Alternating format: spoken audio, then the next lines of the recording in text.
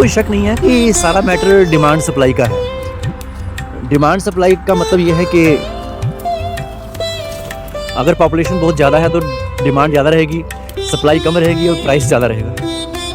तो focus area जो है वो क्या है? Population control. पॉपुलेशन कंट्रोल की पॉलिसी जब से देश आज़ाद हुआ तब से ही लागू हो गई थी, बट कितना कंट्रोल हुआ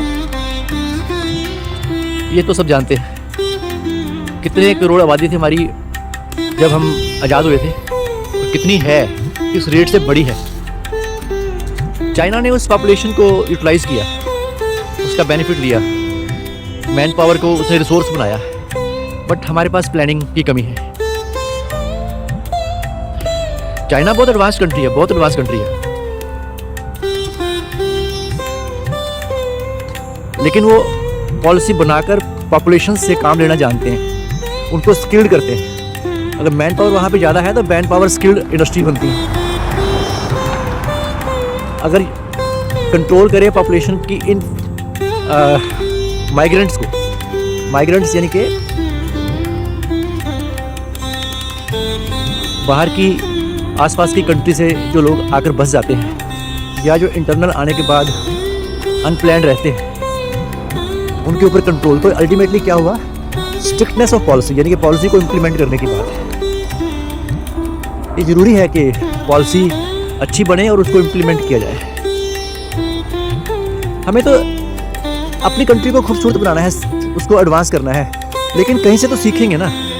अच्छी बातें कहाँ से सीखते हैं? अगर हम अपने बच्चों को बोलते हैं कि देखो वो बच्चा कितना अच्छा है, वो कितनी अच्छी उसकी ये एक्टिविटीज़ हैं, कंपेयर करते हैं, तो कंपैरिजन हमें अच्छी कंट्रीज से भी करना चाहिए। और सबसे बड़ा कंपैरिजन के अलावा कंट्रोल जो कि पॉपुलेशन का होना चाहिए। सिटीज़ में जो शहरों से और जो गाँव से लोग आकर बस जाते हैं, उनका भी एक सिस्टम होना चाहिए कि उनको कितनी उनकी नीड है यहाँ पर। कहीं वो आकर खुद बेरोज़गार हो जाते हैं और बेरोज़गारी को बढ़ाते हैं, तो उनके लिए वहीं पर ही क्यों ना इंतजाम किए जाए। मेरे को लगता है यहाँ पर भी जो इन्होंने डेवलपमेंट की है, इन्होंने हर एरिया को मेलबर्न जैसा, यानी कि हर सबअर्ब को भी मेलबर्न जैसा, यानी कि सिटी जैसा बनाया है, मेट्रो जैसा बनाया है। तो इसका मतलब है कि जो प्लानिंग है वो सिमेट्रिकल प्लानिंग है। हर टाउन की, हर डिस्ट्रिक्ट की सिमेट्रिकल प्लानिंग है, यानी कि जहाँ भी जाएंगे एक जैसा लगेगा।